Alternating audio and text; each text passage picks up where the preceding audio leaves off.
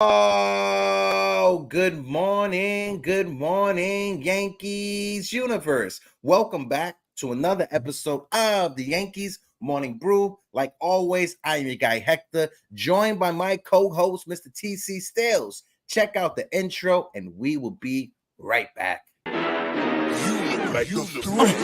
y'all don't know this, y'all in danger. I'm a threat. I'm a gamble with your life, cause you know that it's a bet. It's a bet. You know I ain't letting up, my foot is on your neck. Take my word for it, it's a promise and a threat. Really, y'all don't know this, y'all in danger. I'm a threat. I'm a gamble with your life, cause you know that it's a bet. It's a bet. You know I ain't letting up, my foot is on your neck. Take my word for it, it's a promise and a threat. Oh, like I said, good morning, Yankees universe. Welcome back to another episode of the Yankees Morning Brew on this Tuesday, August 29th. I'm your guy Hector, joined by my co-host, Mr. TC Stills. TC, how you feeling, big fella? Feeling good. Had a good weekend, and Yankees looked okay. They had little skirmishes, and but feeling good. It's all good. Yeah. Benches is clearing and stuff in Tampa, but all's good in Southern California. Good weather, a little hot, but hey, surviving. How you doing? Yeah. I'm doing good right now. Also, thoughts and prayers. Florida is being hit by a crazy hurricane right now. I have my brother-in-law who lives down in Florida, my father as well who lives in Florida. So thoughts and prayers to everyone that's in Florida that's dealing with the hurricanes. It's two hurricanes converging at once, so it should be real bad today. So if anybody in the chat, if you guys got friends, families, those that you know on the internet that live in Florida, just check in on them. Make sure everything is good. If you got about like 20, 30, 40 bucks to Zelle to them so they could get themselves some fresh bottles of water, just do that. Help out. But first and foremost, shout out to the chat. Shout out to everybody that is in the building. We got 19 people watching the stream right now. If you guys can, please smack that like button. Let's build it up. Let's get the likes over to 80 on this stream right now. We got big time Jerry in the building. Jerry Cadell, how you doing? Yes, sir, big we time. got Aiden Diwali in the building. My guy Aiden, good morning. Hope all is well. Of course, Anthony Medina, mi hermano de la isla. TC, I can't wait for me, you, and Medina to be linked up September 23rd. Make sure you guys get your tickets September 23rd. NYYU will be taking over Yankee Stadium. Shout out to my brother Pete Seminetti over there and everybody who's a part of the NYYU familia. We got NFE in the building. My guy Shane McNeil is in the building. The one and only Dev Finch is in the building. KC Funtime. Oh, KC back in action here. The one and only Anthony Medina. Dímelo que lo que Medina. Anthony Garcia. What it do? L.I. Yankee King, the only troll in the Yankee universe we acknowledge is L.I. My guy L.I. How you doing? But TC, you brought it up. Oh, we got one more. AY, Eric Wallace is in the building. AY. Over the weekend, a bit of a mixed emotions when it comes to this Yankee team, right? Yes. Garrett Cole won his start. Luis Severino, 7 scoreless innings with 8 strikeouts. Shout out to Luis Severino. We'll take a deep dive into it. But when we sit back and look on this season, there's only one phrase that I could throw out there. Oh, how the mighty have fallen. You saw what happened in Tampa Bay when the bench is clear. Brendan Lau, his comments, we'll get to that. But ultimately, it's good to see Garrett Cole still being Garrett Cole, right? It's good to see Anthony Volpe with 18 home runs. It's good to see Gleyber Torres, who has 21 home runs, who is leading all second basemen in Major League Baseball. When it comes to home runs, he has more home runs than Marcus Semien, and that's a guy that's making over $300 million. It's good to see that. Yeah. But ultimately, the front office, the coaching staff, they have failed us this year. This season is a wash. Bring up the young kids, play who you got to play so they get some playing time. And when it comes to Aaron Judge, you just got to rest that toe, and hopefully he doesn't get injured and he comes back better next season. Even with the amount of time Aaron Judge has missed this season, he is still tied for 4th in baseball when it comes to home runs. He's tied with Rafi Devers with 29 home runs. That's amazing right there. Go ahead, TC. Yeah, home runs are down this season for some reason. It did. Yeah, no, I don't think anybody's going to hit 50. And we had Judge had 60. Shohei's at 44. I'm not yeah, sure he's if at he'll 4, be but back because I of don't that. know. He's injured, but I mean, he's still hitting. But yeah, it's just been an odd year as far as that goes. And yeah, you bring up Glaber and Judge, with the home runs, and also Volpe. Volpe's leading a lot of shortstops with home runs. It's just unfortunate. A lot of their averages are down, and they don't drive in runs. I mean, that's the thing. They hit the occasional, solo home run here and there, meaningless home runs. They got to put it together, and that's the thing. They got to, for next year. I mean, hitting with runners in scoring position, that's the key. I mean, home runs are nice, but yeah, we've said it, many times that they need more contact hitters. Yeah, the season's a wash. I'd love to see more kids come up. I want to see Austin Wells, maybe Paro, and ultimately, I would love to see Dominguez here, maybe in September. Possibilities, though. It is a possibility because I know last week when we was having that conversation, TC, I came out there and I said I don't see a scenario where Jason Dominguez can come up in September. That's what I was saying. But then literally right after the show ended, a couple of hours later, Aaron Boone was having a conversation and they asked him about Jason Dominguez. And he said, we can't rule it out. Yeah. When you look at Anthony Volpe from last year when he was in AAA, killing it as well, to Jason Dominguez right now, the stark difference in both scenarios is last year the Yankees were in playoff contention. That's this correct. Year, we're not in playoff contention. Exactly. So in September, we can make that move when it comes to calling up Jason Dominguez. He's hitting almost 500 with his first 500. It's 480 something, 10 RBIs and a couple stolen bases. He's looked phenomenal. Yeah, coming up to AAA. When you talk about Anthony Volpe, I got a stat that I just want to throw it out there. You remember on Friday when I was talking about Anthony Volpe possibly winning a Gold Glove because Juan LaFranco is done for the rest of the season? You remember when I brought that up? I remember that. When people in the chat was calling me nuts and stuff like that. Volpe's not going to win the Gold Glove, whatever. When you look at Major League Baseball, not just the American League, the entirety of Major League Baseball, the AL and the National League, do you know where Anthony Volpe ranks when it comes to defensive runs saved? Where would you put him? Ranked? Where would you put him? Yeah, in the top 10. Where would you put him? Maybe he's top 5. He is second in Major League Baseball behind Juan LaFranco with 14 defensive runs saved.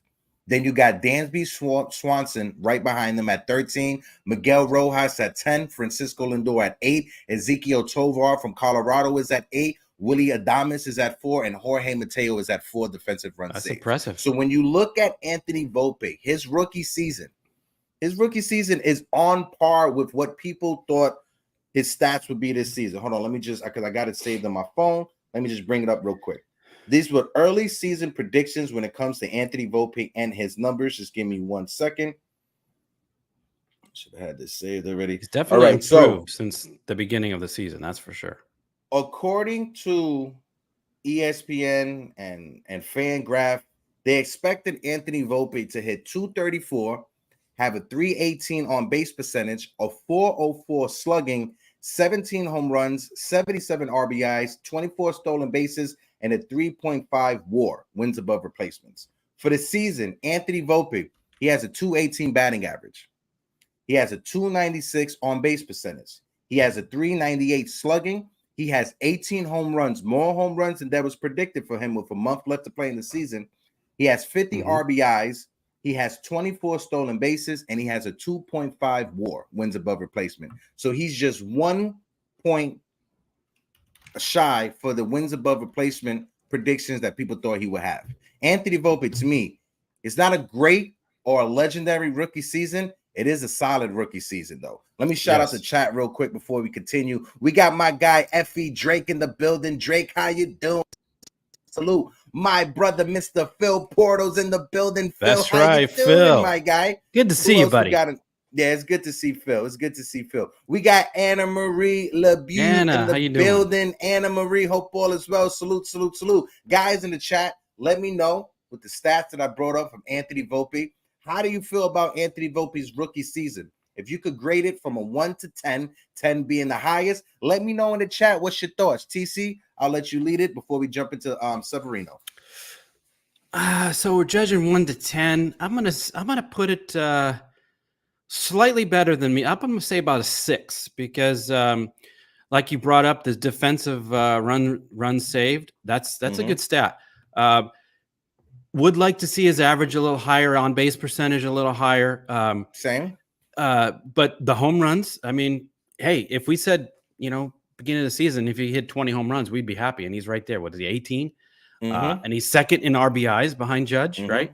Well, I mean, now he's third behind Glaber because Glaber had a nice weekend. Right. Yeah, he has a lot to improve on offensively. But defensively, from the beginning of the season, he has improved a lot. I mean, the arm strength has gotten a little bit better. His range, he makes the plays.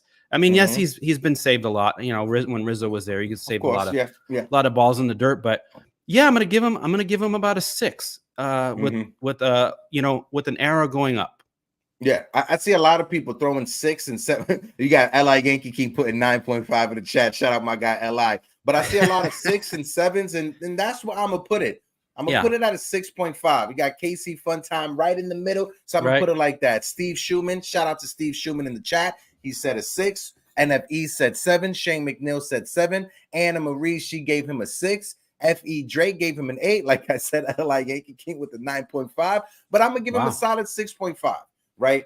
Yeah. You see Steve Schumann, who says, I still don't like his arm strength at shortstop, which is understandable. I ain't going to argue against that, Steve. When it comes to his fielding, he could definitely field it, whether that be at shortstop or whether that be at second baseman. Yes, like Steve said, the arm strength needs to improve. So let's see what happens in the offseason. If he incorporates some arm strength workouts into his offseason regimen. He did that last year when he was still in the minors, and it worked out for him. He had better numbers last year in the minors than he did prior to that. So hopefully in the offseason, he just fixes up the little mistakes that he had. But let's jump into the conversation on the big story from last night. Luis Severino. Yeah. I see a lot of Yankee fans on Twitter talking about give Severino the contract extension. You got some Yankee fans saying, no way, just let him walk away. I was joking around last night in Jason's chat. I was like, yes, give my man 8 years, $250 million for Luis Severino. Honestly, I'm just joking. Relax, calm down. I was just a giddy.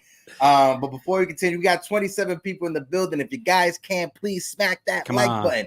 And if you're in the chat right now, let us know. Are you giving Luis Severino a 1-year prove-it deal? Thumbs up for yes, thumb down for no. TC, what's your thoughts?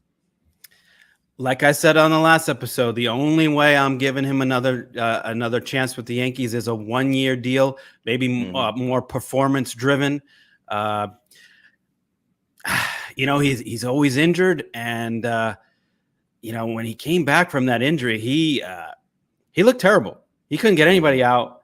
Everybody sat on the fastball because he couldn't get his curveball over. So the last 2 starts, though, really opened up some eyes on out here in the world, the MLB world, and they're starting to take notice. Like, oh, okay, maybe Severino's back. Like the stats say, he's last 2 starts, 13 innings, no runs, 6 hits, 10 Ks, and 2 walks. That's the Severino I remember, 4 or 5 years ago. And hopefully he's found it. But I know he's looking for a big deal somewhere. And I'm not giving him. Yankees should not be giving him any big deal. 4 or 5 year deal, no way. 1 year, maybe a 2-year if it's like a whatever extension year or something. Whatever. I'm putting performance, all kinds of performance contract together. So that's the only thing I'm doing with him. Yeah, and I'm gonna echo what my guy Steve Schumann said right here. I think we need to wait to see if Sebi can continue this. His next start will be against Houston in Houston. That should show us something. Yep. Absolutely. Because when you look at this start, it was a nice showing. 7 scoreless. I'm not trying to take anything, but it is the Detroit Tigers. The Detroit, who are battling to not be in last place in the division in the AL Central, which is probably one of the weakest, if not the second weakest division in baseball, next to the NL Central, right? So yes, 7 scoreless innings, 8 strikeouts on paper looks fantastic.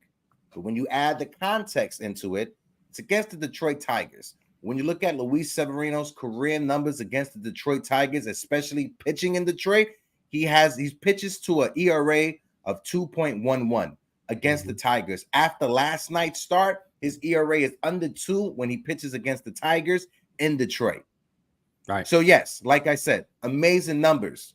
Am I going to go out there and just give him a blank check? Absolutely not. What I will consider, though, is giving him the qualifying offer, slapping the qualifying offer on Luis Severino. Because if there's a team out there that want to take a chance, whether it's a 1-year prove-a deal or whether it's a multi-year, 2 or 3 year, I don't know if there's any team out there that's going to give him a 4 or 5 year deal. There may be a sucker out there that could give him a 2 or 3 year deal, right? 2 to 3 years. But if I'm the Yankees, I'm slapping on that qualifying offer. Let him walk away. Even if he comes back, it's $18 million. It's just $3 million more than what he made this year. Right. All I'm doing. What's your thoughts? Has he hit 30 yet? Is he 29? Oh, how old is this? I'll let you know right now. Let me just double check. Go ahead. Yeah, because age is going to play a part into this too, as far as him getting like a 4 or 5 year deal. I think there's someone out there that might give it to him, though. He's 29 right now. Okay. He'll be 30 going into next season. Yeah. His birthday is in February. Yeah, so 3 to 4 year deal. I see someone giving him at least probably maybe 15 a year. I see it. I mean, because he still shows flashes of greatness. But I want to see it against a Houston, a Tampa. I know we probably don't. I don't think we play Tampa anymore. Even like the Twins or somebody like a decent team, Orioles. I got to see him play, pitch. He did have a good outing against Texas, which is one of the better offensive teams in the league. He did have a good outing against Texas. I think it was like 6 innings, 1 or a couple of runs like that, if I'm not mistaken. If someone has the numbers, correct me in the chat. But I think he did pitch a really good outing against Texas. But I'm in agreement with you. We have to see it more than just a 2-start span. We got to see it over a stretch of 5 to 6 starts, TC. That's right. Yeah, we got a couple more people in the chat to give a shout out to. We got looks like Sunil's out there. We got Scott. We got a Scott Eaton in the building with a Red Sox logo. Scott, let me know, Scott. Even though you're a Red Sox fan, you still got love over here. Scott, if this is your first time in the chat, let us know. And people, you already know, welcome Scott to the familiar. Even though you got the Red Sox logo. All fans are logo. And my man Caroline Boulevard is in the building, 73. He said, morning salute to Hector and TC. Shout out to the chat. Peace, dope show. Boulevard, I appreciate you, my guy. And don't worry, Boulevard. We got the Knicks coming soon. Knicks coming soon, my guy. Go ahead, That's TC. Right. Now we got Tats and Sunil from last night. I caught their show. If you guys missed that, go on replay on Pinstripes After Dark. That's great right. show. Uncle Grandpa Tats is in the building. Yeah. He was on vacation. He ain't know how to act. Yeah. My man was sipping margaritas with no salt. That's right. My Uncle Tats we don't need vacation, right? That's right. He went to the Hall of Fame. We were talking about the Hall of Fame last night. Building. Mitchell Fernandez, what it do? Salute, 3 capital S's. And if you guys can, we got 33 people in the building. Let's get the likes up. Let's smack that like button while we have this conversation. Who else we got here? We got Sunil, as you pointed out. Hector and TC Stills. This is the same discussion Uncle Grandpa Tats and I had as part of our stream last night. I also said the similar thing that TC says. It's performance-based deal. Can't argue against that. Real quick, Hector, have you ever been to the Hall of Fame? No, I haven't. I just want to actually. Is that on your bucket list? It's on my bucket list. The year the pandemic happened, 2020, January and February, me and my girl, we was planning on going to Canton, and then COVID happened, lockdowns happened, everything just boom, boom, boom, Football boom, Hall boom. We weren't able to make it out. I mean, Canton. What am I talking about? Cooperstown, upstate. Cooperstown. Yeah, Canton is the football. That's Ohio. Yeah, Cooperstown. If you ever get a chance to go, I definitely recommend it. I went right after the Yankees won in '96. I told my dad and my brother, I said, I'm buying tickets. We're going to the opening day, 97, revealing the championship banner. And we also went to the Hall of Fame. And it was our first time for all of us. And it was, the town is great. The shops, the Hall of Fame itself is amazing. I mean, definitely, if you're a baseball fan, you gotta go. It's on my bucket list. And that was the season, if I'm not mistaken, that that was the year that Jeter was inducted into the Hall of Fame. So that's why we was going to make it out there for the Jeter inductment into the Hall of Fame. But COVID happened. They only allowed a certain amount of people get there. You had to in order to get it, you had to like put a raffle in, and they would raffle and say, I know some Yankee fans that I follow on both Twitter and Instagram, they were able to make it to Cooperstown for that. My guy Scott Eaton said, I watched the show supporting Pete and his channel and his friends' channel, showing my support. Scott, we appreciate you, my guy. Like I said, all is welcome over here on the Morning Brew Sports Network. And Scott, we got an open panel on Fridays. Well, we put the link in the chat, and anyone who's in the chat is able to jump on the open panel. We got a member of our team called Italy Jet. He covers the New York Jets with my friend Celso, who's a producer here. And Italy is a diehard Red Sox fan as well. So even though this is the channel that has Yankee fans on it and Met fans, we still got some content creators that are Red Sox fans as well. Just know that, Scott. Casey Funtime said, Hector/TC, one stat that stands out to me, Gleyber is the only player with more than 100 hits this year. That's eye-opening. That's why you put that big-eyed guy. But this is the thing. When you look at it, right, Gleyber Torres is a borderline 270 hitter. Gleyber Torres, he has 20-plus home runs. Gleyber Torres, he has more than 50 RBIs. He has had a solid season this year. He has, outside of Aaron Judge and his injuries, our second-best hitter, our most consistent hitter, it has been Gleyber Torres. It really has. Right? There was a part of the, hold on, let me just bring this up real quick, because I wanted to touch on it. The last thing that I had, the last graphic I had with Luis Severino, the top tweet, I didn't point it out, but if you look at the top tweet from Roseanne on Twitter, she said, I'm going to say it now. She said she's expecting both Luis Severino and Gleyber Torres to be with the Yankees next season.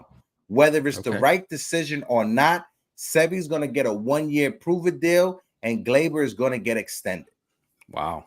The extension part, I'm not too sure. He has 1 year left after this season, but I'm going to ask you, TC, when it comes to Gleyber Torres and his contract extension, how should the Yankees handle it? If you were Brian Cashman and Hal Steinbrenner, how would you go about it? People in the chat, let me know what's the years, what's the money, if you were going to offer that to Gleyber Torres. And shout out to Desiree Conrad in the building. Desiree, good morning. Hi, Desiree. As far as Gleyber goes, an extension, I mean, he's still only 26 years old. And like you said, he's one of our most consistent guys. He does have those moments though, with this baseball IQ is really low. But honestly, I mean, I'd like to see him get another shot, but I don't know on my extension. I might go another year, maybe one more year. I don't know. I know they put their future in Peraza and Volpe and some of these other kids. So I don't know if Gleyber is the future, but the way he performed this year with this terrible team and being, second, third best hitter, I wouldn't doubt they give him another extension, maybe 1 or 2 more years. I wouldn't doubt it. And I've been waiting for someone to throw this in the chat, and my guy Sean Browning, he hit it on the head. I'm gonna highlight Sean's comment right now. Yeah, Gleyber has been solid, and Casey has helped him improve with his balance. But with the log jam, I would at least slap him with a qualifying offer, maybe a 2-year deal. There you go. Right there. Ever since Sean Casey, I know a lot of people, you don't want to look too much into this. Ever since Sean Casey has become the hitting coach with the Yankees, there have been 2 players that have benefited the most, and that has been Gleyber Torres and DJ LeMahieu. That's right. DJ LeMahieu, ever since Sean Casey has taken over as the hitting coach, DJ LeMahieu is hitting over 290. Yes, over 290. That's not the over 320 that we're used to DJ LeMahieu, but at the same time, that's not sub 220 like it was earlier in the season when it comes to DJ LeMahieu. Yeah. Again, I know a lot of people don't want to sink or dive deep into it, but when you look at the numbers, Gleyber Torres is hitting over 300 ever since Sean Casey has taken over. That's right. DJ LeMahieu is hitting 290, above 290 ever since Sean Casey has taken over. Yeah, and when Gleyber goes to right field, he's right, and that's what Sean Casey, I think, is. And that is what he's been focusing on: going to right field. Going to right field. Yeah. We know Gleyber Torres can turn on that inside fastball like he did last night for that moon shot when him and Judge went back to back. Yeah, we know back to back. That's right. But when Gleyber Torres goes opposite field and he starts attacking the gaps, that's when Gleyber Torres can do damage. And that's what he needs to focus on. Mm-hmm. I think Sean Casey sat down and told them, listen, this is what you could do good. This is what you could do bad. Let's just focus on the good and let's keep going. DJ LeMahieu has admitted, he has come out and said that he's not someone who was big on mechanics. He would just go up there and just try to hit the ball. Ever since he's been working with Sean Casey, he's been working on his mechanics. Right. So shout out and credit goes to Sean Casey. Even if he's not here after next year, whatever, I think Sean Casey has done a good job taking over. Now, Giancarlo Stanton, that's another conversation for another day. Yeah, it's too bad it hasn't worked for everybody, but you know. But when it comes to Gleyber this offseason, if there's a deal out there to be made that helps improve this team, whether that is getting another starter or getting an actual closer to help us with the bullpen, if there's a move out there to be done and Gleyber has to be involved, if it's a move that improves our team, sign me up. Right. Sign me up. I don't want to trade Gleyber Torres for young pitchers that could potentially be something. I don't want that. I need major league ready guys. I want a proven starting pitcher, or I want a proven catcher. That's what I want in this offseason if we're trading Gleyber Torres. Shout out to my guy, Mr. Silk Buckets in the building. Guys, we got 35 people in the building. If you guys can't smack that like button, go ahead, TC. Yeah, no, I agree. I need major league ready guys for Gleyber. I can't. We got enough prospects. I mean, if we're going to trade prospects for prospects, that's fine. But Gleyber, no, I need a major league ready guy. I need, like you said, we probably do need a starter. But I think there's guys in free agency that we might be able to pick up. And I know a lot of people are high on that Yamamoto and Aaron Nola's out there. So there's some decent free agent pitchers. I like that Yamamoto guy. As far as what's that? I said I like that Yamamoto guy. I'm not gonna lie. I'm not gonna lie. Yeah, as far as other guys that can help us, I mean, we do need a closer. I mean, Clay Holmes just doesn't have it. He might be a setup guy or a seventh inning guy, but I don't trust him out there. But our team needs a lot of things. We have a lot of holes, and there's a lot of issues going into the off season. So it's going to be interesting. Yeah, definitely is. Shout out to my guy Damian Serrano, who just joined the conversation. Like Boulevard said, Stanton, peace out. Yeah, it is. I think it might be time. It's time. Hal Steinbrenner, I know you may not want to do it, but you're gonna have to eat this man's contract, right? Yeah. At the time when the Yankees traded for Giancarlo Stanton, exactly, the Mets did it.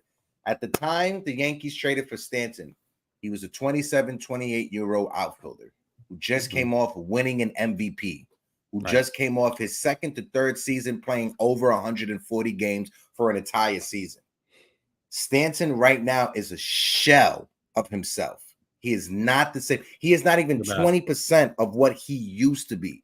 The running around the bases, his inability to play the outfield consistently and give you major league average defense in the outfield. You just said it. It's a liability.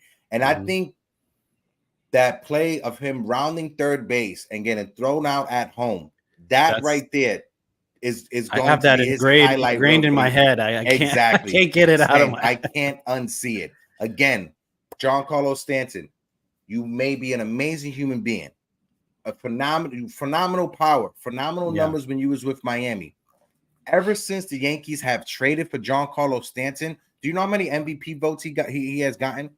Ever since he was traded for like 5 seasons, we've had him for five seasons. You know how many MVP votes he has gotten? Oh, one. For the past 5 years, that was probably the first year we had him, right? With the Yankees. Yes, it was. It was the first year when he carried us for like a whole month and a half. Yeah. For the 5 years that Giancarlo Stanton has been on this team, he has received only one MVP vote. This is a man making 20 plus million, 25 plus million. Next year is going to be 30 million, 30 plus million. Yeah. It's too bad. I mean, it's too bad. Yeah. When he got here, I like the idea. I understand that we already had Judge, but him having them back to back was Mantle and Maris. I mean, that's what all Yankee fans thought we thought was going to be. Murderer's Row, and it looked good for 1 year, but now it's our team needs to get more athletic, and he's holding a lot of people back. And I can see a team that already is maybe athletic to insert him as their DH. But we have too many guys that are like that, liabilities, and we need to move on from him. And it's unfortunate because I know a lot of Yankee fans still have a soft spot for Stanton, especially our guy Celso.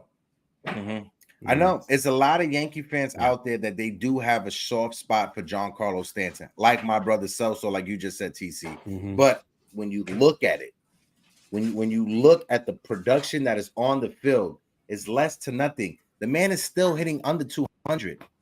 I get it. When we faced Tampa, one of those games, he was the only offense we had. Yeah. He had 4 hits in one of those games. After that, he went zip, nada.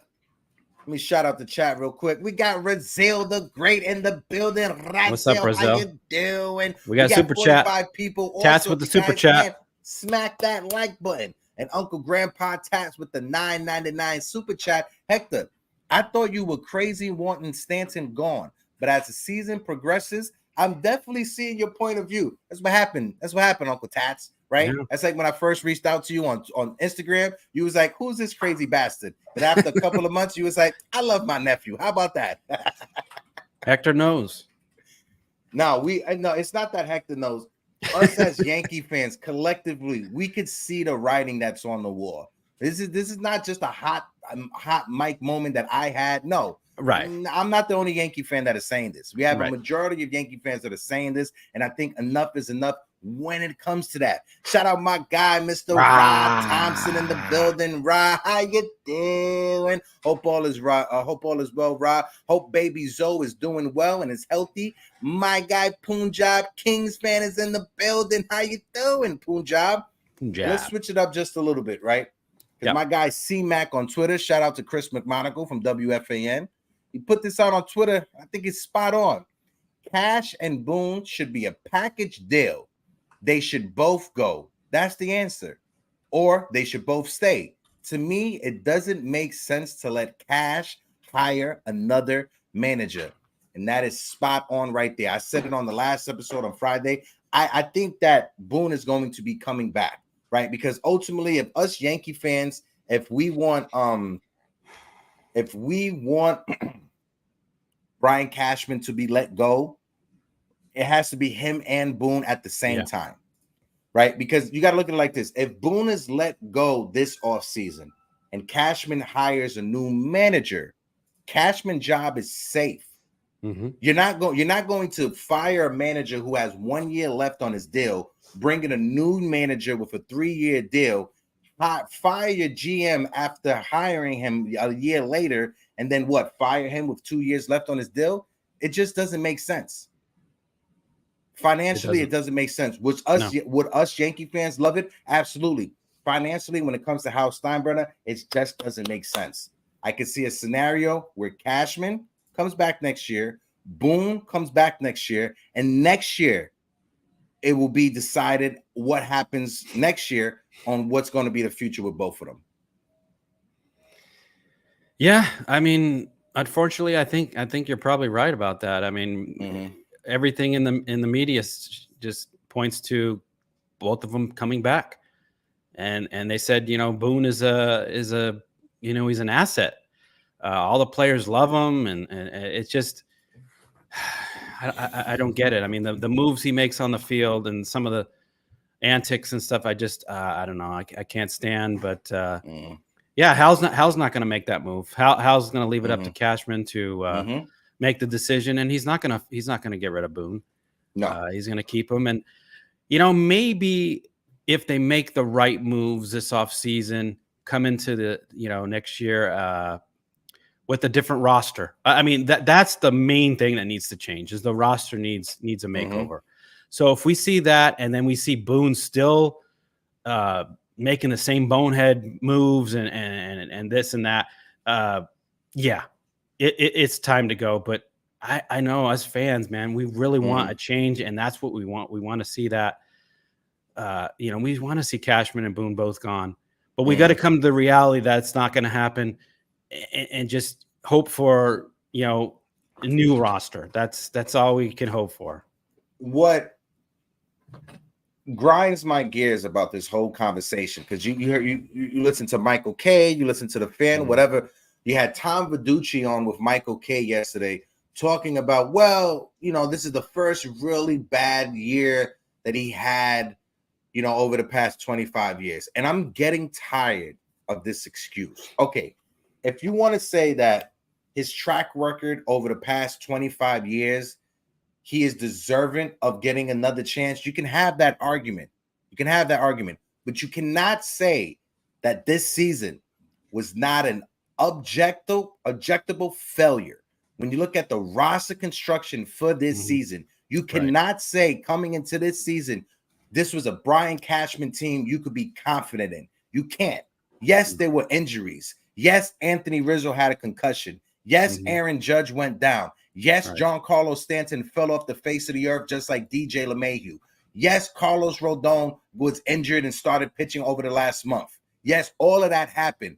But at the same time, we still came into the season without a left fielder, without a closer who was a bona fide number one closer. We were relying on Josh Donaldson to have a bounce back season at third base. We were coming into the season. The medical staff knew Jose Trevino's wrist was shot and was messed up. We came into the season knowing these things, knowing these were facts that we came into the season knowing. Like I said, yes, Anthony Rizzo had a concussion. Yes, Aaron Judge and Stanton got injured. Luis Severino didn't start the season with the team.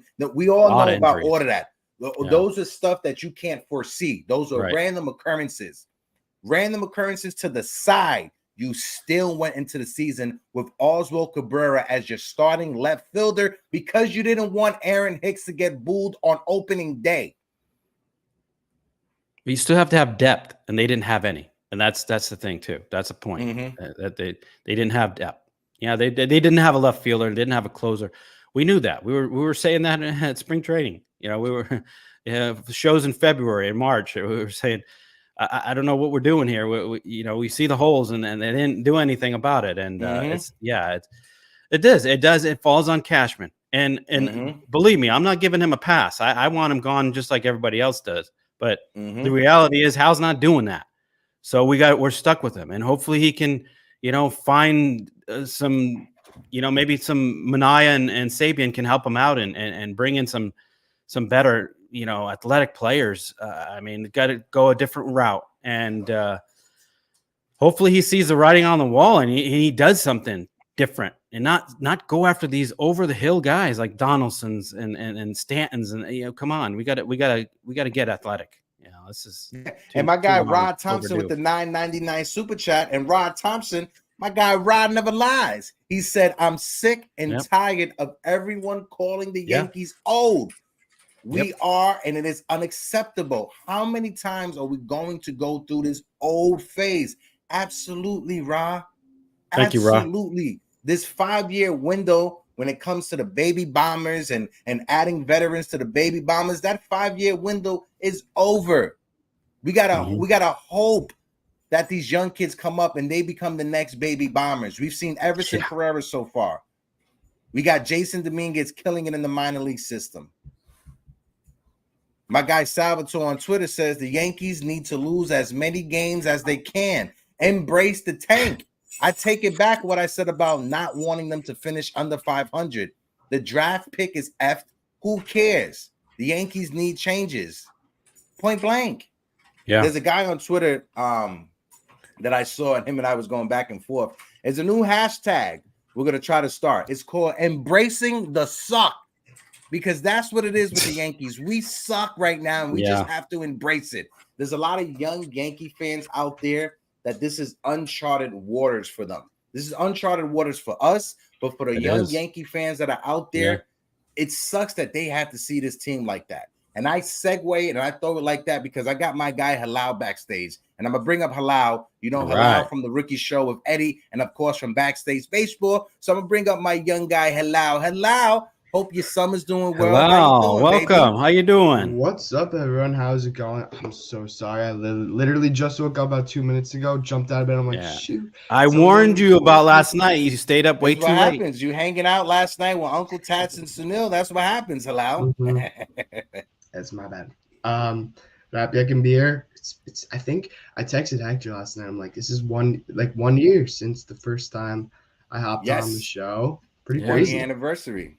Yes, so welcome, Halal. Welcome. Nice to have you here. If you guys aren't familiar with Halal, I don't know why you're not. It's like my little bro right here. But he is one half of the Rookies podcast over here on the Morning Brew Sports as well. He has his own channel called Backstage Baseball. Him and Eddie Crass, they are the faces and the future of Major League Baseball. So Halal, you've been listening to the conversation so far for the past couple of minutes that you was backstage.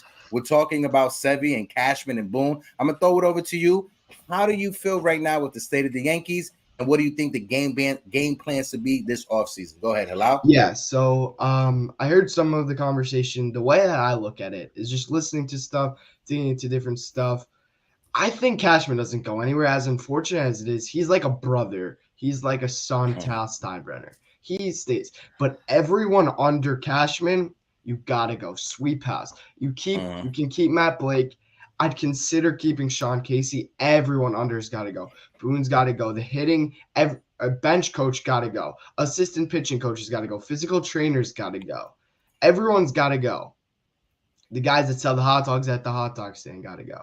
Hey, leave my guy Frank from the hot dog stand. Hey, leave the ticket lady alone. All right, Halal, she ain't doing anything to you, right? But no, the grounds crew.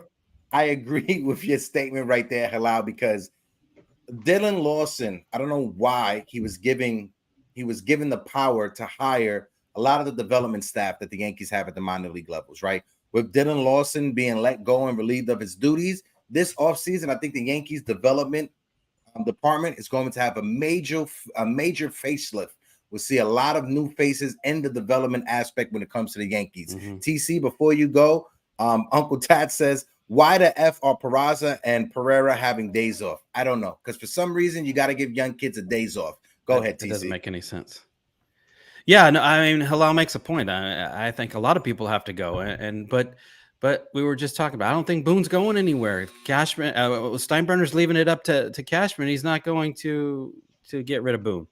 As far as Casey and Blake go, I think they'll probably stick around. I think they do need an overhaul in the development and scouting department. And I think Brian Sabian or Manaea needs to take control of that and rehire a lot of people that Dylan Lawson, apparently, you brought up, hired all these guys. That whole philosophy, it's the philosophy as well, though. They need the analytics needs to be tweaked, or bring in some people that understand analytics, and not just get guys that are have high exit velocity and the launch angle and all that stuff. With that all needs to change. That's the problem with this team. That's what I feel. Facts. And I'm gonna shout out Mad Max 1989 in the chat. Shout out to Mad Max. It's true. I grew up in the 80s watching bad Yankees baseball. I got spoiled these past 30 years. All will be fine. Yes. And like Halal said, I don't think Cashman, he's going anywhere. I think Yankee fans, they need to come into the realization that the Yankees are not going to get rid of Brian Cashman. For everything that Halal said when it comes to Cashman, bringing like a brother to Hal Steinbrenner, right? I want to switch gears just a little bit to talk about the Tampa Bay series and what happened with the Yankees. They they cleared the benches. And Brandon Lau, he took some shots on the Yankees. He said, look at it in a different view. That's a last place team we don't need to worry about. We need to focus up on what we need to do, what we need to do down the stretch. But if they lose a guy, it's not going to be quiet as big of a deal as when we lose one of our guys. Ouch. Brandon Lau taking shots on the Yankees, calling them a last place team, which they are. Last place team. You had Ian Hamilton out there, and I get it. Ian Hamilton, you're just trying to support and rally your guys, but when you're losing and you look this bad as the Yankees look right now, There should be no reason why you're trying to intimidate or become the big bad guys. We're the big bad Yankees. You're in last place.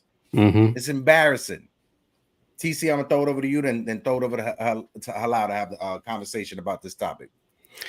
Yeah, I mean, if you didn't put Brandon Lau's name on that quote, I would think that's coming from a Yankee player. You know, this is what we used to do. We didn't worry about these type teams, the Tampa Bay Rays, and now they're the tides have turned, and they're the big bullies of the league. And I just can't believe it. I didn't think I'd be alive to see this, where the Yankees are the last place team, and they're playing for nothing. And Lau has a point. Like, we're not going to lose a guy. We're fighting for a division and for a playoff spot. We're not going to fall for your tactics and try to get into an altercation. So get suspended or anything. Yeah, exactly. Why?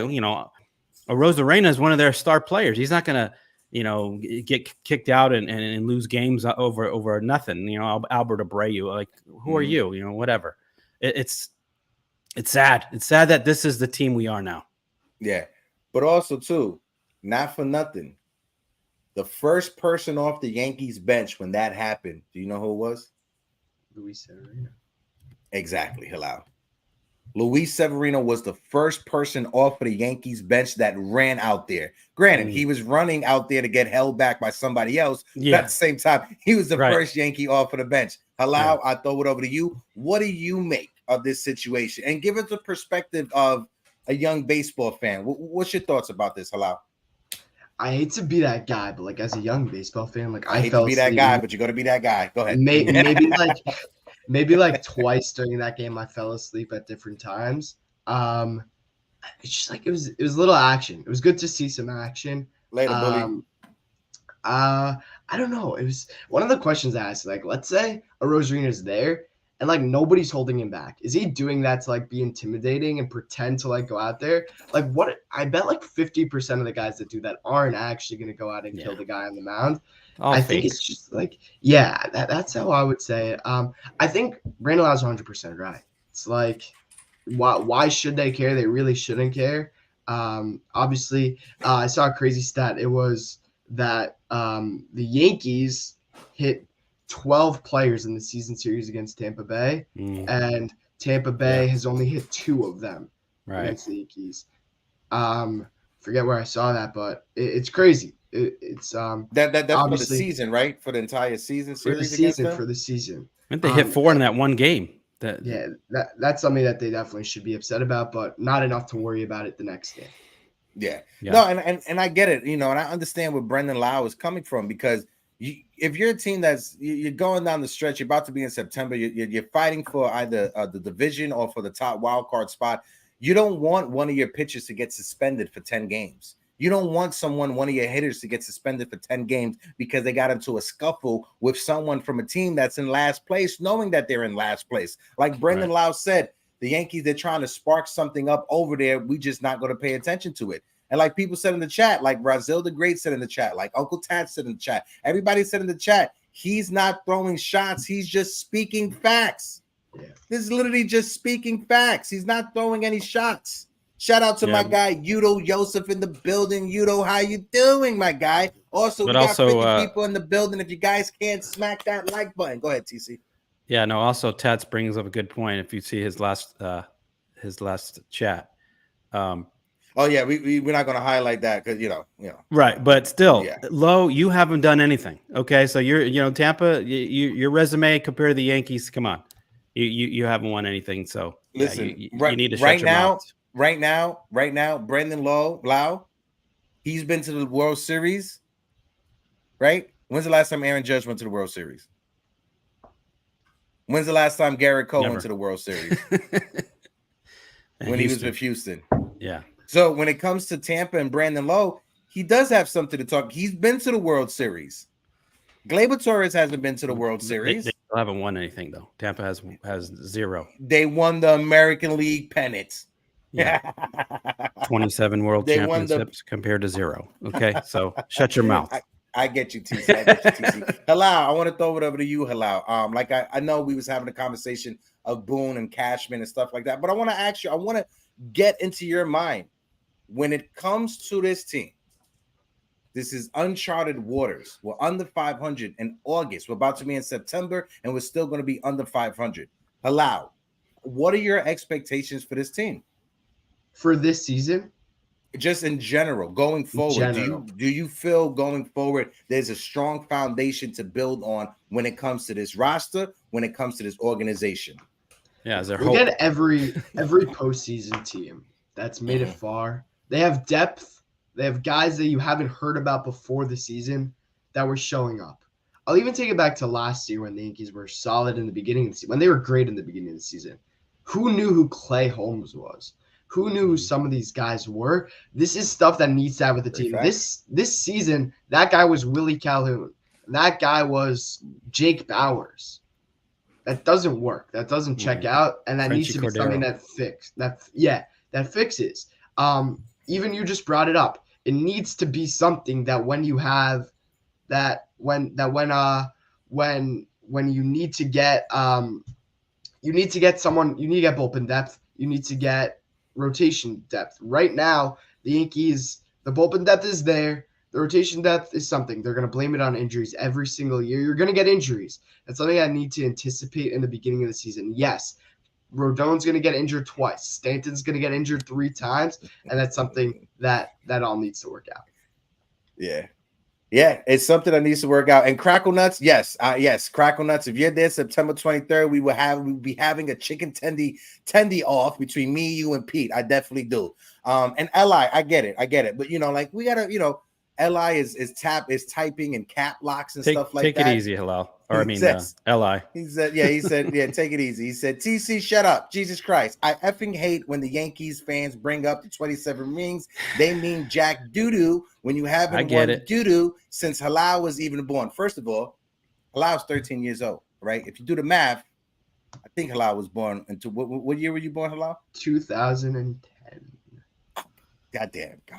I thought I was missed it. You just missed it. You just missed it, Halal. But no, Halal he brought up a great point about teams that been in the playoffs. They have depth. They have players that you don't know. So September is right around the corner. Just to let y'all know, September 8th. I'm a Virgo. It's my birthday. How you doing? Jason, who is going to be called up in September? You see, Jason Dominguez is killing it when it comes to his debut at AAA. Yeah. But also Austin Wells has been rumored, but we got some other guys that can get a shot in September. We're going to talk about the Yankees call-up. I want to read off my guy Squid on Twitter who said, please, Yankees, do not call up Jason Dominguez in September. He's making serious strides, but keep letting him progress. He needs the rest of the season in AAA at minimum. He's only 20, and he missed a year of development because of COVID. All these Yankee fans wanting him rushed up now are crazy. I'm 50-50 when it comes to that because, yes, I do agree that he did miss the season, for development because of COVID. But the AAA season, if I'm not mistaken, I think it ends like in the middle of September, like September 15th, September 17th, around then. I don't want Dominguez to be called up on September 1st. I don't want that to happen. When the AAA season is over, that's when I want Dominguez to get a call up. Even if he doesn't play, he's around major league players. He's around players that are preparing at the major league level. That's what happened with Jeter in 1995. The Yankees called him up in September. Granted, it was a bigger call-up. You could call up so many other players. But in 95, Jeter was called up. He was around those Yankee players when they was trying to make damage in the postseason. DC, I'm going to start it off for you. When it comes to the September call-ups, who are you thinking is going to get called up? And when it comes to Dominguez, what's your thoughts? Well, yeah, like you said, the AAA season, ends like mid-September. But the way Scranton's been playing, I think they have a shot at some postseason there. So I noticed that they won like 7 out of 8 or 8 out of 9 or something like that. So yeah, I would let him like continue there. But if he's hot, if he's really hot, he's batting high 400 or the high 300. You gotta bring him up for the end of the season. And I'd like to see Wells as well and Chaparro and maybe some of the pitchers like Clayton Beater or Will Warren or was that Yoendris Garcia? Some of those guys need to come up and get a like Macho King says, a cup of coffee in the big leagues. You know, they need a little taste. So we have nothing to play for. And, you know, as far as this quote goes, you know, it's not going to, you know, stunt his progress or anything, especially if he gets to continue to play ball when AAA is over. I mean, to get your feet wet in the big leagues for maybe 10, 20 games, that would be great. And I'd like to see it. I really would. And it give me something to, you know, watch, because these games are very hard to watch with the players they have now. So, yeah, but I'm right with Uncle Tats. Uncle Tats brought up he would rather see Wells over Dominguez. I want to see Dominguez get a shot, but I want to see Austin Wells up here more than anyone else. Right. My guy Wells Crackle Nuts. Yeah. My guy Crackle Nuts in the chat. He said, "What's your go-to sauce for your chicken tendies?" I'm a honey mustard type of guy. What about you, TC? What type of sauce do you use? What type of dipping sauce, TC? I prefer just ranch. Just give me some ranch. Oh, just like Crackle Nuts. All right, Hello, you got to beat us out, because I said honey mustard. TC and Crackle Nuts, they both said ranch. What type of dipping sauce? And don't break my heart, hello. This is gonna be you guys are gonna get a little shocked from this one. I'm a bigger like wings type of guy, poppers. This hot sauce on it. If I'm just having like chicken fingers and I can't, like, I honestly would just go with them plain. Oh, hello. Okay. I'm not going to judge you. I'm not going to judge you, but maybe ketchup. All right. A little bit of ketchup there. I see. I got people saying Chick-fil-A sauce. I have people saying chicken tendies at the Audi Club, barbecue and ranch. Listen, as a Puerto Rican, also, I'm a big fan of ketchup mayo ketchup. You know, put a little mayo and ketchup, mix that up together. It's like I'm a Thousand Island on that. Yeah, a little Thousand Island dressing, but Razil the Great says sweet and sour sauce. Razil loves that sweet and sour sauce, my guy. But no, getting back to the conversation, you bring up some names, right? And shout out to my guy Dane Huber from the Farm Report. Make sure you guys tune in over there on NYYU. When it comes to Yorandes Gomez, right, is the guy that we may lose him to the Rule 5 draft. My friend Andres Chaparro, who I'm friends with on Instagram, and me and him talk back and forth, we may lose him to the Rule 5 draft. So Yankees, they need to figure it out, and try to do something in September to call up these young kids to give them an opportunity, especially if we're under 500. We're not battling for nothing. There's nothing, and this is the one thing I don't want. And I was waiting for this to have this conversation. When it comes to Josh Donaldson, there are rumors that Josh Donaldson may be back in September. I do not want Josh Donaldson nowhere near a Yankees lineup. Please, for the love of God, Josh Donaldson better not be in any lineups in September. No. TC, what's your thoughts? And then throw it over to Halal to give us his thoughts about Josh Donaldson. Oh, my God. No, people don't in the bring chat, up. Let us know as well. Go ahead. Yeah, you just brought up a sore spot. I'm sorry. It's just the rumors that are out there. I apologize. I get it. But no, no. There's no way I need to see him in a lineup right now. Especially, there's nothing on the line. What do we need to see him for? He needs to just move along. Go just gather up sunflower seeds or give everybody a drink or something on the bench. I don't want to see you in the lineup. I know a name we did forget is Esteban Florial. I know the Yankees are kind of giving up on him, but my man Esteban I'd like to see him come up too. I mean, why not? Over Donaldson, Florio, he's a mirage, bro. Ain't nobody seen Esteban Florio. Nobody's seen him. He's a new Ben Rohrback. He's there, but exactly, he ain't there. But don't give me no Donaldson, please. Go away. He got Nesta Natural in the chat. Shout out to Nesta Natural. He's been watching. This is the first time he comments. He said, Donaldson, nah, you playing, bro. Listen, I'm just reporting on the rumors that are out there. Apparently, Josh Donaldson is working his way back. Aaron Boone was asked about it, and he said it's still a possibility that they can't rule it out. I definitely do not want Josh Donaldson. What for? What's the purpose? In any lineup. I don't know. Getting Josh Donaldson, the Yankees knew that there was character issues with Josh Donaldson when he was in Minnesota. He wasn't getting along with his teammates in Minnesota, but they thought that they could trade for him and try to get him to follow the Yankee way. It didn't work out. Do not have him in any lineup in September. If he comes back, sit his ass on the bench. That's all you got to do. Halal, what's your thoughts on it, bro? there's certain players that you look forward to, like, seeing what players honestly have to say about them after they leave the team. That's a player I'm looking forward to. I'm looking forward to seeing what actually happened with Garrett Cole and Josh Donaldson when they first met each other. I want to hear what happened in the clubhouse with him. I want everything exposed on Josh Donaldson when he leaves. He's I can't wait for that. You know, there's an ESPN 30 for 30 that's going to be made on Josh Donaldson and his time with the Yankees and Aaron Hicks as well. I can't wait for that, Halal. Right. Maybe by the time when that comes out, Halal is going to be the narrator for it, because it'll be in a few years and Halal will have his nice, fancy job at ESPN and he will forget all of us over here, so hopefully in the future we'll be able. But listen, Razil the Great, he got Brian Cashman's quote. Honestly, Josh is our guy. We have him on the contract. We want to ensure he has a chance to come in and make an impact and he can help the young guys. Where? Yeah. How can he help the young guys? I thought that was on the field comment for a second. And no. That was Brian Cashman's quote. That's crazy. I think he could show these young kids how to like bat flip if they're going to pop out to the second baseman. That's literally probably about it. How to get a skunk mullet? Maybe is that how? I don't know when it comes to that skunk moment. But no, when you look at it, right, September's around the corner.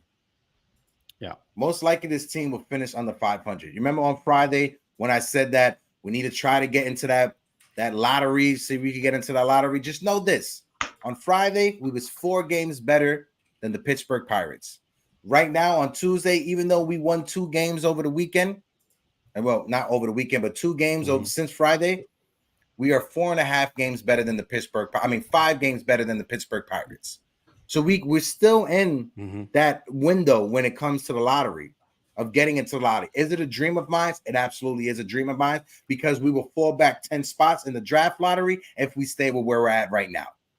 So when it comes to the rest of the season, I want to see the Yankees. Am I going out there saying that the Yankees should just tank and lose every game? No. Because we know in sports, players aren't going to do that.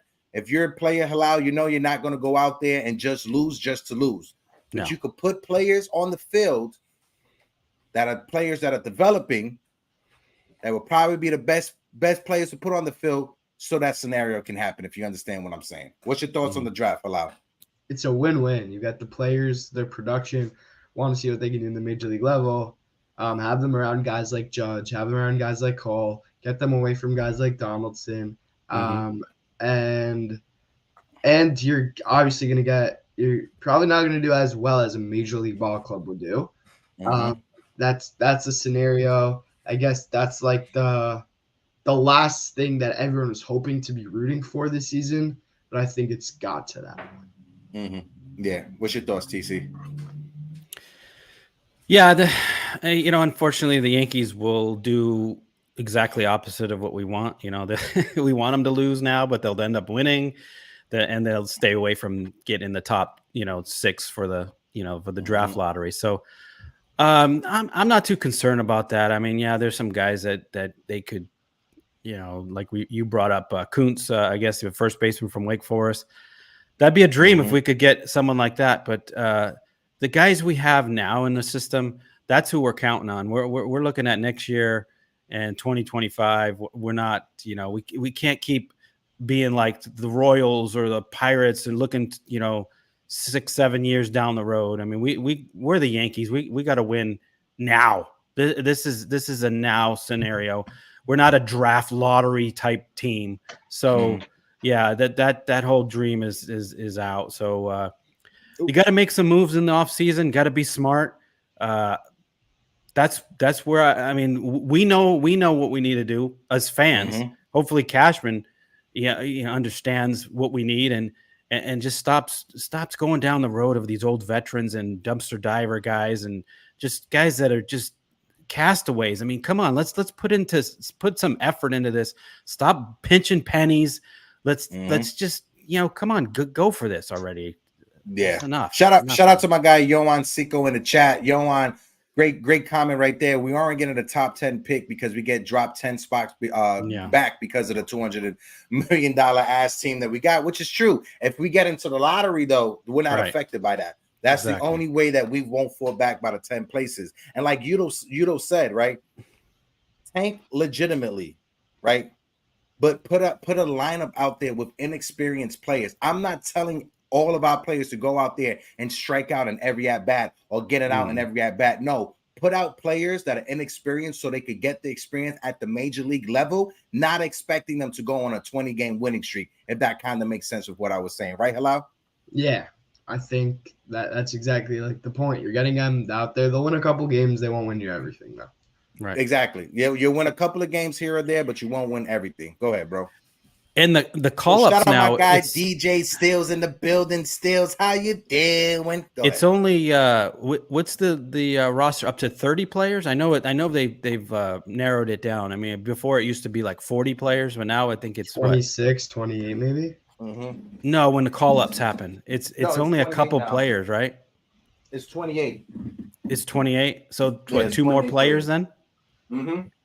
Yeah. So. What are they going to do with all the regular players? I mean, they can't. What are they going to designate them all for assignment or so it's going to be hard to bring up a lot more kids, unless they just put Judge on an IL and put DJ and Glaber. They're not going to do that. So I see a Wells and maybe a Chaparro. That's about it. Let's see a lineup with that. Why not? Hold on, I'm looking for this because I see DJ Stills comment about the T-shirt or whatever. This is the shirt that I made last year when it comes to Boone. I made this last year for Aaron Boone. I remember that. You remember this, right? I made this last year for Aaron Boone. We need another one. And Uncle Tats with the $4.99 super chat. Hold on one second. Smash that like button. Smack the sub button as well. I appreciate you, Uncle Grandpa Tats. Absolutely. We got 55 people in the building. If you guys can, please smack that like button for your boys. And hold on. I see Yudo said, nope. Dr. Hisking says the Salvation Army, only people that would take Donaldson's jersey and maybe the top. Yeah. Oh my God. Yeah. But go ahead, TC. About what? About the Fire Aaron Boone T-shirt. Are you putting your order in for the Fire Boone T-shirt? I didn't know what we were talking about. Fire Boone. Give me about 10 of those. I'll take those and wash my car. What are you doing with Severino? Right. After this season, you weren't here earlier when we was having a conversation. You giving him a 1-year prove-it deal? You're slapping on the qualifying offer. What are you doing with Sevi, my guy? Such an interesting conversation last night when I was talking with Eddie. We were talking about this. It's so like the question is this enough time that he's proved himself? You know what, I can do it. And there were some issues. So the question is he gonna be able to get a big enough contract? Like, he might be able to get a 2-3-year contract from a team. There's a sucker out there. Yeah, there's the Mets. Don't hate the Mets. The Mets may go out there, and that may be a Mets move that they make. I really like a team like the Orioles, the Diamondbacks, the Reds, the young teams to hand out these short contracts, but enough to like the risk is up here, but the reward is skyrocketed. For a guy like Severino, the risk is really high, but the reward's just a bit higher. Yeah, if I can, let me shout out Alex and Luca in the chat. Make sure you guys go and support Big Blue in the Bronx. How you doing? Sir. Listen, Big Alex, Blue. Luca, I made this shirt last year. DJ Stills was talking about your Fire Cashman, Fire Boone shirt. I made this last year, my guy. So we're going to have to get them going, right? September 22nd. If you guys are going to be at the stadium, that is the Fire Cashman and Fire Boone deal. You guys know from Friday where I stand. I'm going to go to that game. Right, and I'm gonna go hang out with the Bleacher Creatures, my guys that are in the Bleacher Creatures section. I got my guy Mark out there. I got my guy Enzo out there. I'm gonna go hang out with the Bleacher Creatures. That's what I'm gonna do on September 22nd. When it comes to Brian Cashman, I understand this is a frustrating season for us Yankee fans. 25 years. Should a direction change happen? Getting different eyes there? Absolutely. Is it going to happen? No. We need to come to that realization. It's not going to happen. If it does happen, it's going to happen in the future, not this offseason. My guy Halal was hanging out with Brian Cashman earlier this season. You guys are like the same height, right? I saw in that picture you guys are like literally like the same height, right? And wow. I've met up with Halal at the stadium. Halal's like right here to me, so I know Brian Cashman's a little tiny guy. But Halal, how do you feel about the whole fire Cashman, fire Boone trend that's going on social media? There definitely is need of a change. Imagine this. Hold on. I'm sorry. Alex and Luca, I'm a DM me on Instagram the link to your merch store so I can put it in the description of my Yankees Morning Brew stuff so I could direct people that way. So just email me the link on Instagram. On my next show on this Thursday, I'll have that link in the description so I can send people that way. Go ahead, Halal. I'm so sorry about that. So it's kind of like your brother, your son. So like Hector, imagine this. TC, imagine this. Imagine like you guys are the general manager. You guys are the owners, and I'm the general manager. You're not gonna fire me, obviously. No, it's like it's tougher. It's really hard for Hal Steinbrenner to make a decision. It's like he's been with the organization for a while. They've developed a good relationship together, which is something that's hard. I know, like overlooking, like seeing some of this stuff. It's like having a family business together, or even just like building a relationship. There has to be some separation between work and like family to some extent. In like big businesses, like a business like the Yankees, for example. So I think that's something that, or I think they bring in a guy like someone to be like right next to him to help him out, not necessarily a guy who is like Cashman's here, like Manai is here. And I think you bring like Manai like here. Yeah, I agree with you right there, Halal. TC, what's your thoughts on what Halal just said? And I got one more question to ask the chat and you two Fuzz before we get out of here. Go ahead, bro. No, it's a good point, Halal, and I would never fire you, Halal. You're part of the team. Yeah, so. we're not unpopular opinion. All right, we're not doing that. That's unpop. That's quick to fire people. Shout out my guy Gio in the chat. The thing is with Steinbrenner, so the fans, we put all the blame on Cashman. Hal is not putting the blame on Cashman. He's putting it on injuries and different things like freak things like Judge, crashing into the wall, and the fact that these players are having career lows. He's suggesting that Cashman, no, he had nothing to do with that. So that's the difference. He still wants to keep him there because that's how he feels. It's like, oh, I believe Cashman will fix this, but it's not his fault. And that's the thing. And we see it a different way because we've seen the pattern the last 6-7 years of mediocrity and the same players we're getting and Cashman thinking he knows better. He doesn't, but Hal doesn't understand why we're mad. So, he doesn't get it either. So whatever. No, but like I said earlier, if the radio personalities or if the people in the media like Sherman and all those big timers with the blue check marks, if you guys are okay with giving Cashman a pass on this season because of what has transpired over the past 25 years, cool. Come out and say that.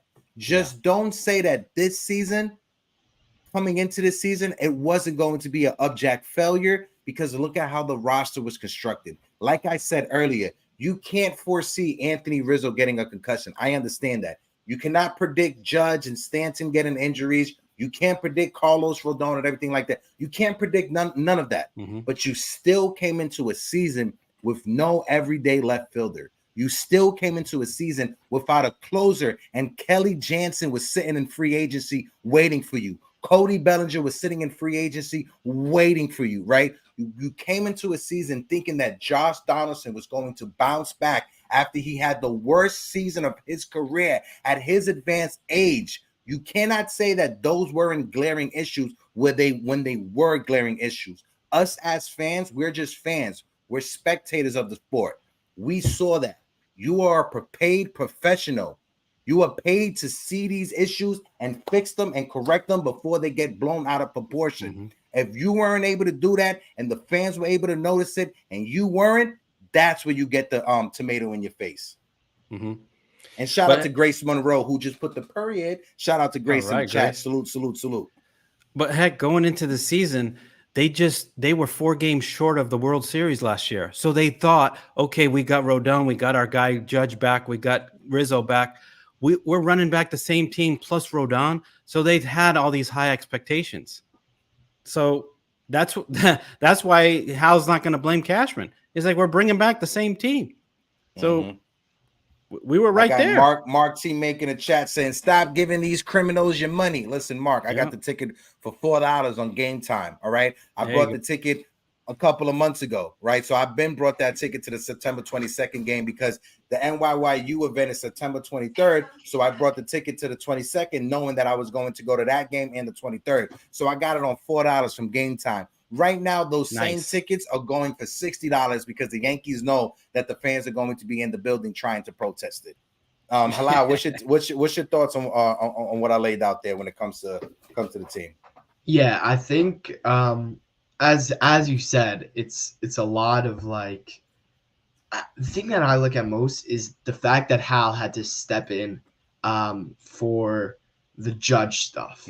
Obviously, you want to bring in the owner for something big like that, but it shows that Cashman wasn't budging and wasn't able to get it done. And I was like, sit over there for this one. I'll take care of this. That's not something that should happen. That's something that Cashman should be able to do exactly what Hal wants to do, and he's taking orders from him. That's step one. Step two, passing on Cody Bellinger, I think, is one of the biggest mistakes. Yeah. The Yankees you probably could have got him for what? He signed $18 million with the Cubs. Yeah, you probably could have got him for like AAV like $10 million a year. Oh no, he signed for $18 million with the Cubs. The Yankees were they were trying to get him for $12 million, and he said no. That's exactly what Benintendi signed for. So he wanted the 18. It's just $18 million. It's just $18 million. I know it's easy for me to just say it's just $18 million, but it's just $18 million. Now look at what Cody Bellinger has done with the Cubs this year. He's hitting, I think last time I checked, was still hitting 320. He still had power. The RBIs was there. His defense in the outfield, he hasn't lost a step when it comes to his defense in the outfield. So that's a player that when you look at this offseason, he's going to demand $25 million a season or $30 million a season, and he deserved it for the bounce back that he had. But last question that I wanted to throw out there, and it's just to switch it up, just to get us a little bit happy talking about this team. When you look at the Yankees, right, we could all agree that Yogi Berra is probably the greatest catcher in Yankee history, right? But if we had to remove maybe in MLB history, if we had to remove Yogi Berra from the conversation, TC, who do you think is the greatest Yankees catcher? Removing Yogi Berra from the conversation. Removing him, I'm going to say Thurman Munson. Thurman Munson. What about Thurman Munson? Yeah, I got to see him. He was amazing. So the catchers that I've seen play with the Yankees: Gary Sanchez, Kyle Higashioka, Ben Rortvedt, Jose Trevino. Those are the catchers that I've seen play. But I'll go. I like Jorge. You didn't see Posada play? No, I started following. Him, huh? I started following in like 2017. But right. Posada, I definitely think is a viable option. I'd go with him. I've heard a lot about it. For me, Posada is the catcher that I grew up watching. All-star catcher, again, Boricua as well. But I grew up also idolizing Thurman Munson and what he meant to the Yankees, not only as a player, but as a leader to the fan base and to the players that were on the team. Yes, we all know him and Reggie, they didn't like each other. Greg Nettles and Reggie Jackson, they didn't like each other. But the one thing that you can't take away from those 70 Yankees with Munson, with Greg Nettles, with Reggie Jackson, is whenever there was a brawl on the field, even though they didn't like Reggie or they didn't like all of each other collectively, they all had each other back and would run on the field to defend one another. That's the one thing I can say about the 70 Yankees. When you look at the Yankees in 2023, not the same. When you look across the rivers, the New York Mets, Pete Alonso got hit in the neck. He got hit in the neck with a breaking pitch. Did anybody try to come out to defend Pete Alonso? No. You got, I think I want to say over 50% of Met fans saying that the Mets should trade Pete Alonso this offseason. Yeah, I saw That's that. even crazy to think about. Hello, have you and Eddie had a conversation? I know you guys were talking about it for a little bit, but where is Eddie sitting on this whole Pete Alonso thing? I actually clipped Eddie for the show that we did the other day. I don't know if anyone saw it, but I'm like, so I brought up Pete Alonso getting traded, And then he like went on a whole rant, and I just like sped it up to like 8 times speed, and it just sounded like he was saying nothing. And then it cuts back to me saying, "Solid point, but you're going crazy here." So this was, I have it here. We were talking about.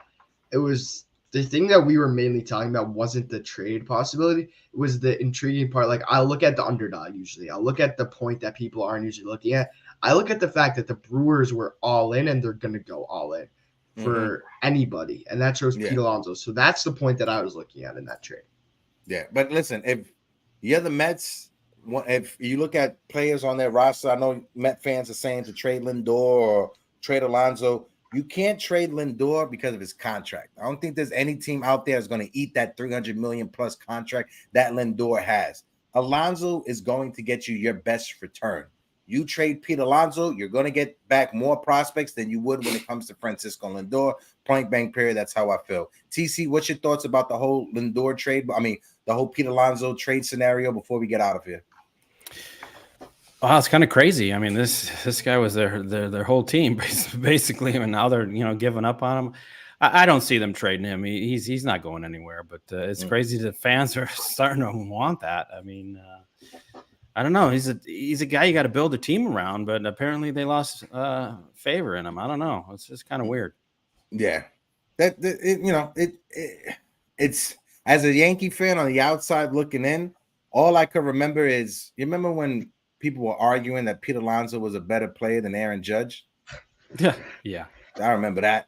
There's crickets right now. Everyone's quiet right now. No one's talking about that, but that's the last thing that I'm going to bring up. But guys, appreciate everybody for joining into the chat. My guy Halal, thank you so much for joining with us this morning. You know, you have a seat here whenever you want to come. I know you're about to start school, but also guys, I start next Tuesday. So when's the next show? Hey, if you want to come back on Thursday, the rookie show, let them know. It should be this week. The rookie show is Thursday, 5 p.m. I think we're aiming for. Exciting.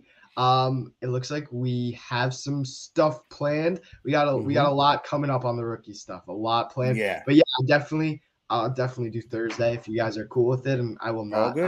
I will not sleep through my alarm clock. Yeah, no problem. Just don't hang out with Uncle Tats and them that late. You can hang out with Tats and them, but just make sure it's not till like 3 a.m. like last night, okay? But no, we appreciate everybody for tuning in. My guy Steve Schumann, Eli BK, Grace Monroe, NFE, Uncle Grandpa Tats, Sunil, Razil the Great, Yohan Sicko, Steve Schumann, Li Yankee King, Big Time Jade, Jerry, my guy Aiden the Valley, my guy Medina, Udo Yosef. We appreciate all of you guys. If you guys can, smack that like button on your way out of here, and also be prepared, because an announcement will be coming soon from Morning Brew Sports. So all I'm going to say is be prepared. We about to throw some gasoline on the fire. But make sure you guys tune in. Halal, stay backstage afterwards, because I got to tell you about the whole shirt thing or whatever. But hit that like button, hit the subscribe button, and like always, peace out. Let's go.